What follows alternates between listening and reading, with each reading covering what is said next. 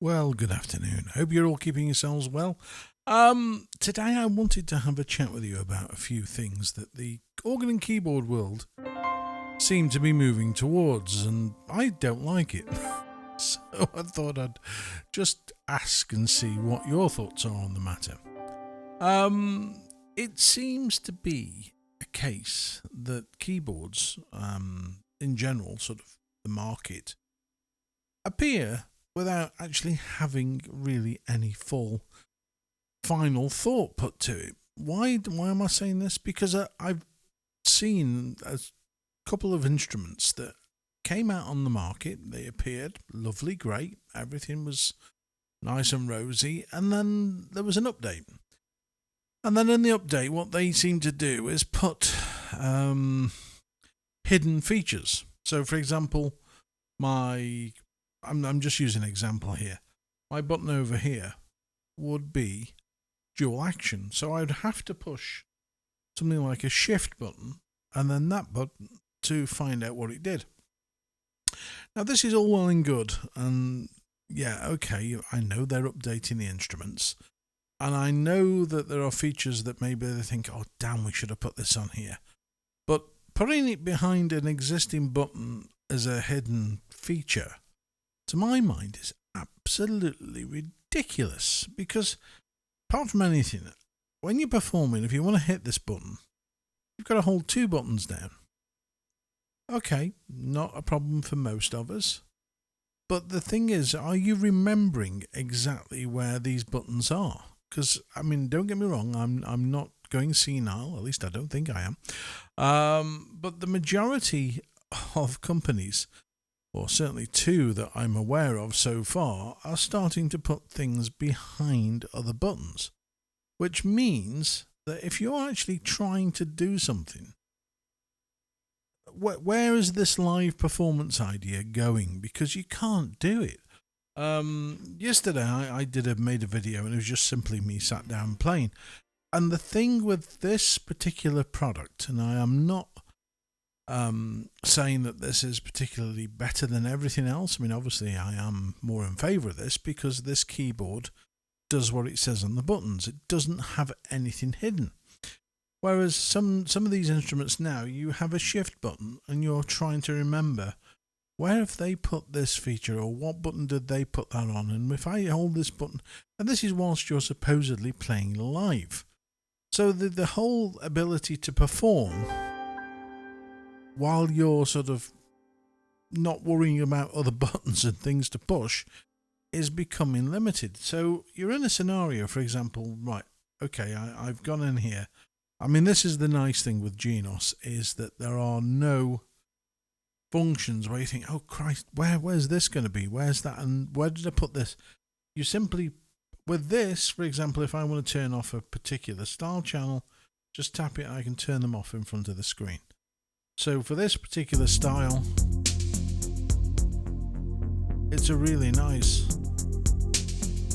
easygoing style. If I wanted to add a piano, I simply tap the black button, the selector button, and go to piano, and I've got the...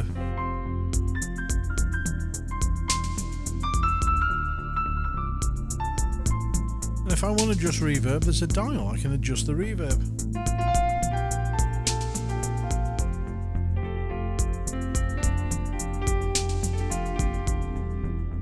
However, the shift buttons that are now seem to be being used on one particular instrument I'm looking at, and yeah, is for the style. Why would you hold down two buttons for a style part? It just does not, to me, make any sense whatsoever, especially when there's more real estate on the product than you can shake a stick at. There's a cluster of buttons here, and the rest of it is dead space. Why are keyboard manufacturers taking buttons away from their instruments? And you know, I do love the Big Y brand because they make great stuff, but even they have done it. They with the CS500 piano, and I fear for the whatever's going to come next, it's on an iPad. Now, hear me out. Piano, iPad. Where's your sheet music going to go? I will not be able to read stuff on an iPad. It's too small. Even if I went for a larger iPad. No. I want sheet music. So if you've got sheet music and you need the controls for your piano, where is it? It's not there. And that's what worries me about how these instruments are developing and how the whole idea of removing buttons from instruments seems to be the way to go. It's not. It really isn't. I tell you now, if anything like this is to go to iPad, that will be the last time I ever buy one. It'll be absolute nail in the coffin for me, because apart from anything else, an iPad isn't going to stay active for the duration of the instrument. So the app will get changed, or the iPad connector will change, or the battery on the iPad will go. It's not the future. It is not the way to go. This is the way to go, to have all of the controls on the instrument. You shouldn't be reliant on a third-party screen that ultimately is the instrument. It doesn't sit right with me. It shouldn't be the way. But like I say, the reason for the video is I'd love to know what you think. Are you in favour of having to keep looking up at the music rest, tap a button in an angle that isn't natural, whereas this way you're pushing down on a button, whereas on an iPad you're doing this and pointing forwards? It's just not the way you play an instrument. This is absolute perfection. It's got a nice screen, and the fact that Yamaha have actually adjusted the screen angle just shows you that people do like having a screen in the middle of the instrument, not bolted in front of it on an iPad. It just doesn't make sense. So it's a very short video today because, like I say to you, I'm just watching these video updates as to what is coming for new instruments, and they're all, version 4, version 5, version 6, version 2, all that sort of stuff's going on, which is nice. The companies are updating the software, but hiding functions behind buttons, unless they're going to give you a template to stick over the top, or I just think it would look hideous. So yeah, my view on this is stop putting secondary functions behind buttons and trying to justify it by saying, oh, well, it makes sense because it means you don't have to have another button. We want other buttons. We want the buttons to be able to control the function that you're giving. If you want to have 16 intros, put 16 intros, or at least put a button marked intro 1, 2, 3, 4, and then whatever. But mark the panel. Don't just leave it blank, because customers are not going to go down this avenue of wanting to guess where things are. I had it with my Korg PA4X when they added chord looper and all that sort of stuff. It was behind other buttons. I just drove me insane. I couldn't bear it. Whereas with this, they knew they wanted to have chord looper as a permanent fixture. They put 2 buttons on for a chord looper. It makes sense. Buttons are there on musical instruments for a reason, and that's why these instruments have grown with buttons, not with an iPad or having stuff hidden. It really isn't. Anyway, I'm just bleating on because the more I'm seeing these updates, the more I'm thinking, oh my God, it's memory. You've got to start to become, and let's face it, you've got all these buttons, or all these buttons on other keyboards.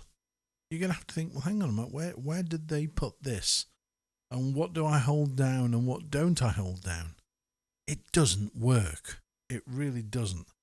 And the more people just keep going, oh yeah, what a great idea, the more I'm fearful for how things are going to go. Because if this, say for example, Genos 3 comes out with a touch screen instead of controls, I won't buy one. That will be it for me, because you can't play it like a proper instrument. It's like the CVP 909, absolutely stunning piano. All the controls are on there. You want to do something, you simply push a button. You're not reliant on having a screen here that directs where you go. And this is something that really does quite concern me, because iPad's not a musical instrument. This is a musical instrument. Okay, it has access to iPad functions, and you can use apps with it. But in order to actually perform and play, you can just pick this up and take it as it is. You don't have to drag an iPad along. So there you go. So Yamaha, please don't go down the avenue of turning your CVP range into an iPad. It's just a very, very, my view, very, very bad idea. And customers, don't want it. I sure as hell don't want a screen in front of me that I've got to have. And they say, if you've got sheet music, they're going to say, oh, well, you put your sheet music on your iPad. Well, who the hell's going to sit and scan all your music books because they just can't be asked to put buttons on an instrument anymore? I don't know. Anyway, so there you go. Today's rant is, why are they taking buttons off keyboards? It just doesn't make sense. And it certainly doesn't make sense for companies to bring out more functions. If you want to add more functions, bring out another model. Bring out another instrument. Stop trying to just put your software into the existing box and expect the rest of us just to accept the fact you didn't put the buttons on in the first place. Why didn't you do that? So anyway, let me know what you think. I'd be intrigued to see what the feedback is. Let me know. Leave a comment below, and I'll see you later.